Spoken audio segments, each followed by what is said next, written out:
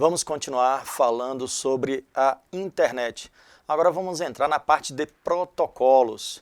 Bom, mas antes tem mais algumas questões aqui sobre o que vimos no bloco passado de aula.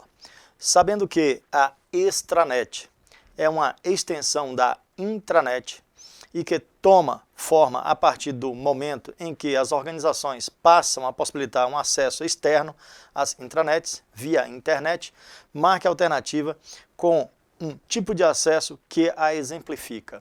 Olha só que nesse texto ele descreve o que vimos no bloco passado de aula, o que é a extranet. A extranet ocorre quando você está numa intranet e a partir de uma intranet, usando a internet, a forma da internet, a forma de nuvem, a internet se conecta a outra intranet, ou então pode ser um usuário, por exemplo, um usuário através da internet se conecta à intranet. Este modelo é chamado de extranet. Bom, só que a extranet, para ser segura, ela tem que seguir um modelo. O modelo de extranet que deve ser seguido é um modelo conhecido como VPN. O gabarito dessa questão é letra B, o modelo VPN, Rede Virtual Privada. A extranet VPN garante que esse acesso será seguro através de um túnel virtual na internet e através da criptografia dos dados, ao sair do computador do usuário e ao chegar na intranet serão decriptografados. Então existe a criptografia e a decriptografia.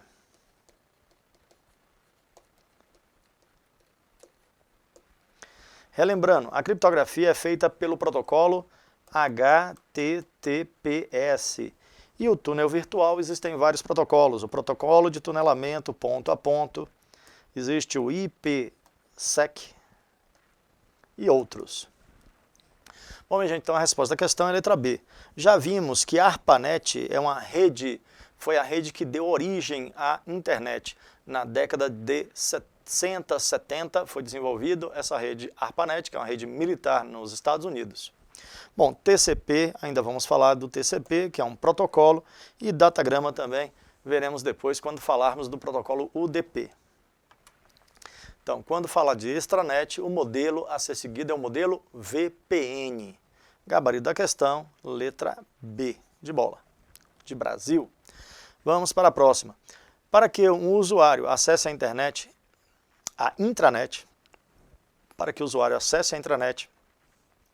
implantada corretamente de uma universidade a partir de seu computador pessoal em sua residência, o setor de TI da universidade deve possibilitar o acesso via, do mesmo jeito, se é um usuário que através da intranet, né, que acessa a intranet usando a internet, então esse tipo de acesso tem que ser através de VPN. Então este é o gabarito da questão.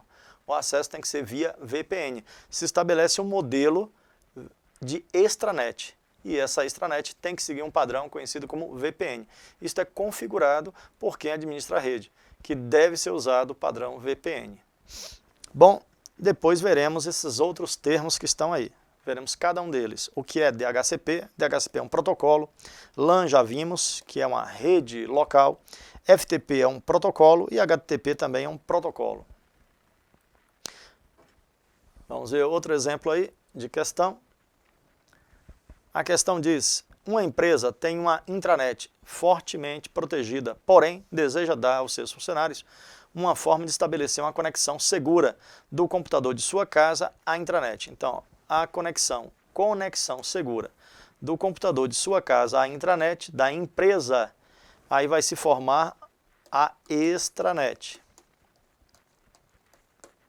Então ele diz, isso dará ao funcionário a impressão de que está dentro da intranet da própria empresa. Para isso, deve-se estabelecer uma conexão do tipo VPN. Então, deve-se estabelecer uma VPN, uma rede virtual privada.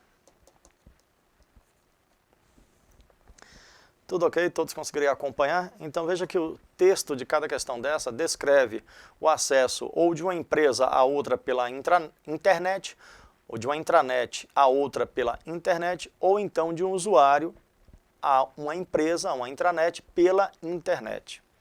Então esse acesso externo, ele deve ser feito através do uso de uma conexão chamada VPN, Rede Virtual Privada.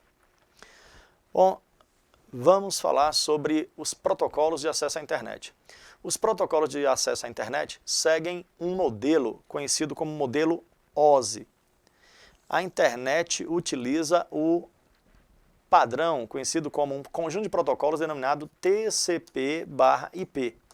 Esse conjunto de protocolos, ele segue um padrão que foi originário de um modelo conhecido como OSI. Está aqui definido, pelo menos a ideia do que é. É um modelo de rede de computadores, referência da ISO, dividido em camadas de funções, criada em 1971 e formalizada em 1983, com o objetivo de ser um padrão para os protocolos de comunicação entre os mais diversos sistemas em uma rede local do tipo Ethernet, garantindo a comunicação entre dois sistemas computacionais. Então, para que uma rede se comunique com outra, existe um padrão denominado OSI, que é seguido. Bom, a internet, ele utiliza um outro padrão, que é o modelo TCP/IP. Só que o modelo TCP/IP é subordinado a esse modelo OSI. Ele surge a partir de um modelo conhecido como OSI. Na prova não vai chegar em detalhes sobre isso. O modelo OSI divide a transferência de dados em 7 camadas. 1, 2, 3, 4, 5, 6, 7 camadas. Essa divisão é uma divisão teórica. É uma maneira de explicar a transmissão de dados de um ponto a outro, de uma rede de computadores a outra. Relembrando, recapitulando, o modelo TCP/IP, que a gente vai ver, ele deriva do modelo OSI de 7 camadas. Só que o TCP/IP é formado por, veremos isto, 4 camadas. Enquanto o modelo OSI é um modelo formado por 7 camadas de transmissão de dados. Bom, vamos seguir à frente. Então, quando você vê modelo OSI, significa o modelo que foi tomado de base para originar o chamado modelo TCP/IP, que é o que coordena a transmissão de dados na internet. Bom, o TCP/IP, vamos ver aí o que é o TCP/IP. O TCP/IP, também chamado de pilha de protocolos TCP/IP, é um conjunto de protocolos de comunicação entre computadores em rede.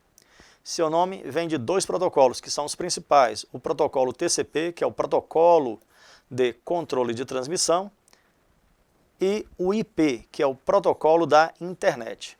Veremos logo a seguir que o TCP é o protocolo que determina as regras de transmissão, como os dados são transmitidos. Já o IP representa o endereço de cada pacote de dados que sai do seu computador.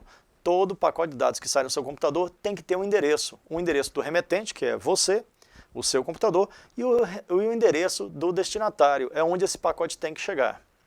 Bom, o conjunto de protocolos pode ser visto como um modelo de camadas, modelo OSI, como eu disse. O modelo TCP/IP ele é subordinado ao modelo OSI, onde cada camada é responsável por um grupo de tarefas, fornecendo ao conjunto de serviços bem definidos para o protocolo da camada superior. O que ele quer dizer é que cada camada que vem acima, a camada de baixo dá suporte à camada que está logo acima. As camadas mais altas estão, logicamente, mais perto do usuário, que são as chamadas camadas de aplicação. E lidam com dados mais abstratos, confiando em protocolos de camada mais baixas para tarefas de menor nível de abstração. Bom, essa ideia aqui, é claro que é bastante complexa, mas o que você tem que saber, como eu disse, é que existem 2 modelos de transmissão de dados.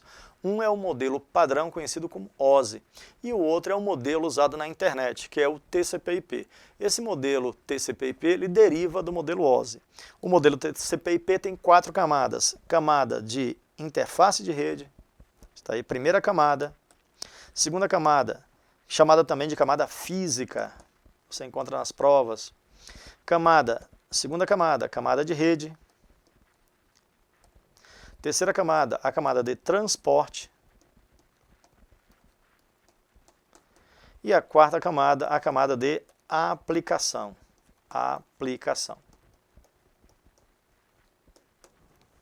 Já apareceu em provas do CESP, por exemplo, né? O modelo TCP/IP é formado por 4 camadas, sendo uma camada que se refere a equipamentos, que é a camada física, e 3 camadas que se referem a protocolos, camadas de protocolos que são essas 3, a camada 2, 3 e 4. Veremos na sequência aí essas ideias, os protocolos de cada camada. Bom, está aí na figura as camadas e os principais protocolos que fazem parte dela.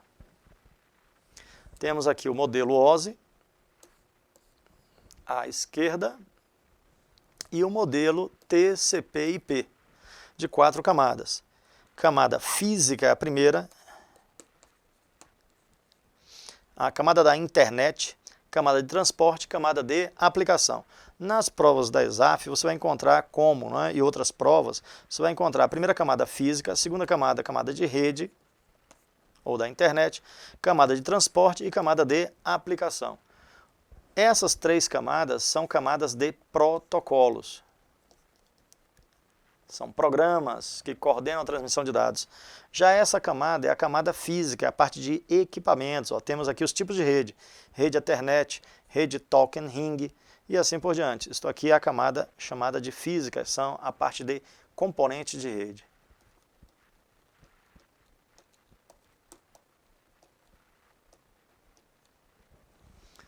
Bom, veremos nessa nossa aula a parte dos protocolos. Veremos o protocolo IP, que pertence à camada de rede, o protocolo TCP, o protocolo UDP, HTTP, FTP, todos esses protocolos, DNS, eles serão vistos e aparecem na prova de concurso público. É claro que você não precisa saber todos os protocolos, isso aí é para quem vai fazer um concurso para a área de rede de computadores. Bom, minha gente, vamos começar a falar dos protocolos. Bom, primeiro, vamos ver aí o que é uma URL. URL é o localizador uniforme de recursos. URL significa isso, localizador uniforme de recursos. É basicamente o endereço de um recurso disponível em uma rede com a seguinte estrutura. Para localizar qualquer serviço na internet ou qualquer página web, ou o que você quer na internet, você utiliza um endereço na forma de texto, denominado URL. URL vem de localizador uniforme de recursos, a sigla. A URL é formada pelo protocolo, por exemplo, HTTPS, lembra? Isso é um protocolo. // a máquina, aí vem www.google.com. Então isso aqui designa o chamado domínio ou máquina, que aparece aí, /, aí você tem o caminho e o que você quer acessar. Bom, a questão é a seguinte, portanto, não pode ser iniciado em protocolo, onde está escrito aí protocolo, o endereço começa pelo protocolo, não pode ser iniciado com, bom, qual dessas 4 opções aqui não é protocolo? FTP é protocolo? Veremos a seguir que ele é o protocolo de transferência de arquivos.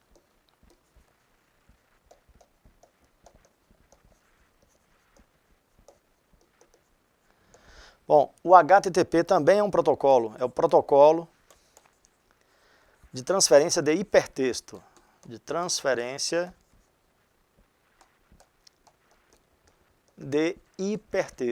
são as páginas web. Então o endereço pode começar com HTTPS, com HTTP, pode começar com FTP, o protocolo pode ser o FTP. O HTTPS também é protocolo, é o protocolo, vamos resumir aqui, HTTP seguro. O que não é protocolo aqui é o USB, já vimos isso na parte de hardware. Se você assistiu a parte de hardware, USB significa barramento serial universal. Isto aqui é uma porta de conexão no seu computador para conectar periféricos. Então, o que não é protocolo é o USB. O USB não significa protocolo, não pode iniciar um endereço de acesso à internet. Bom, minha gente, estão vendo aí, a questão é simples, né? Eu estou aproveitando para poder explicar aqui alguns detalhes para que você entenda melhor toda a parte da internet, o endereçamento da internet. Bom, vamos ficar por aqui nesta nossa aula.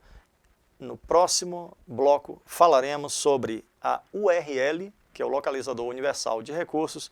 Falaremos sobre o protocolo DNS, que permite converter a URL no endereço real chamado IP. Falaremos do DHCP, que é um protocolo que permite que o usuário receba um endereço para que possa se conectar à internet, o chamado endereço IP. E falaremos do próprio IP, o modelo IPv4 e o IPv6. Até o nosso próximo encontro, nossa próxima videoaula.